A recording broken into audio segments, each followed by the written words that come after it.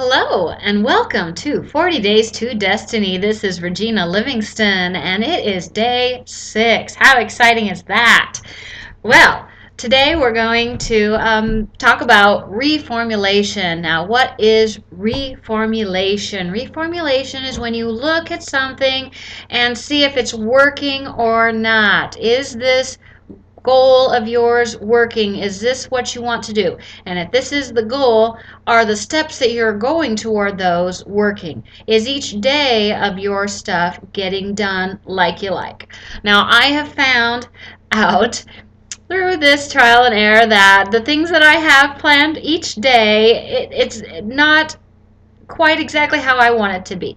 So I figured out that I like to do things in bigger chunks of time. I had lots of things set up for a half hour here, half hour there, an hour for this, and then go back and do something else. Well, I like to do things in bigger chunks of time. So maybe more like 3 or 4 hours of doing a certain thing and then going on and doing something else for a long period of time. That seems to be a better time for me, or even 2 hours, depending on what it is.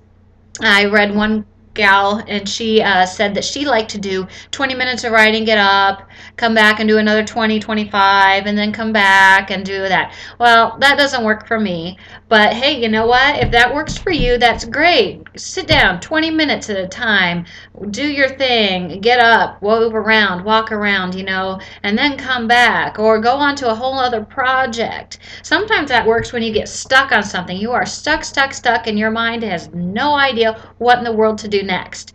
And sometimes you just need to go back and say, hey, get away from that, go do something completely different, let your mind onto something else. And you know what? Sometimes that thing will just pop right in your head and say, I got it. Yes, and that is always a great feeling when you can remember and improve on something and you're not even trying. But sometimes when your mind just gets settled, when you settle your mind and it's just not like, it's like when you can't remember somebody's name. It's like, I'm going to remember at 2 o'clock in the morning and I'll text you that, that's the way it works. Our mind has to settle and we don't have to have it right now, and we're not putting ourselves under that pressure.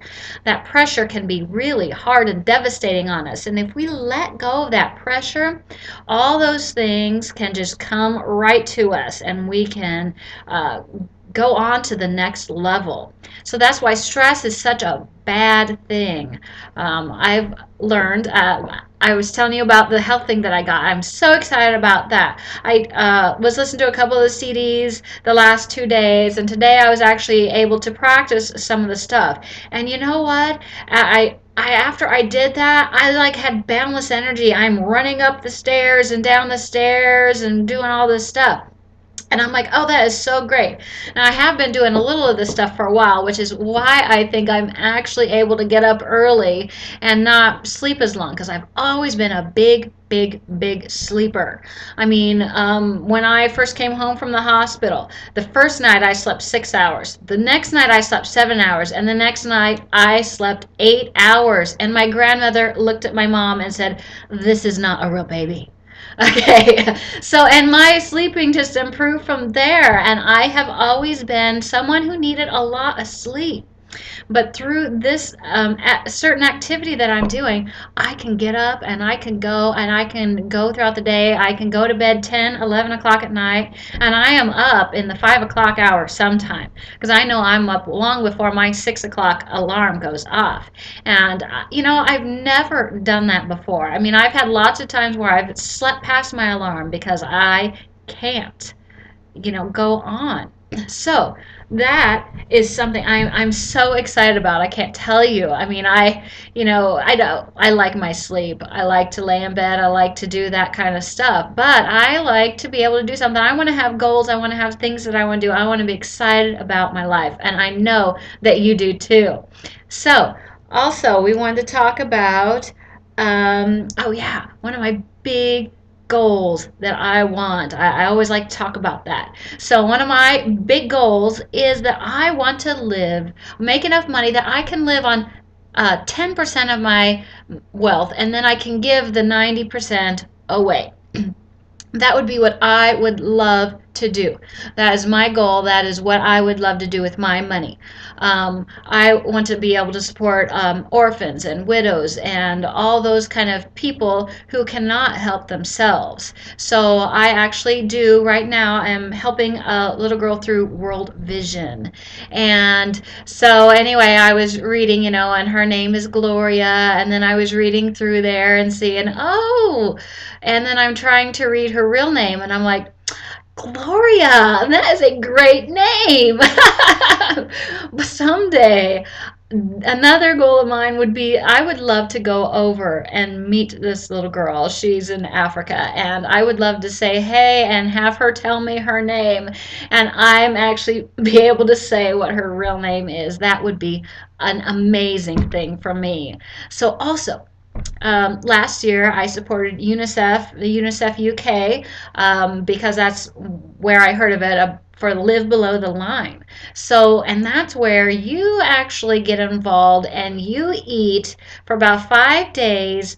If your choice, of course, you don't have to, but you live on what they live on, which is about $1.50 a day worth of food, and they can show you how much to eat and whatever and on the website. But I did that last year, and I cannot believe how hungry you feel. I mean, if I had to do that every day, I can't imagine living like that every day. But these people around the world do that. And so if you can, Below the Line is actually starting here soon. I've got some emails on it, and so go online, look it up. There is UNICEF in America if you're in America, so that's a great place to do it too. I just didn't know about that until after I'd done with the UK. But if you want to go with the UK, that's okay. But you'll have to remember that a pound is worth $1.65 of our dollar,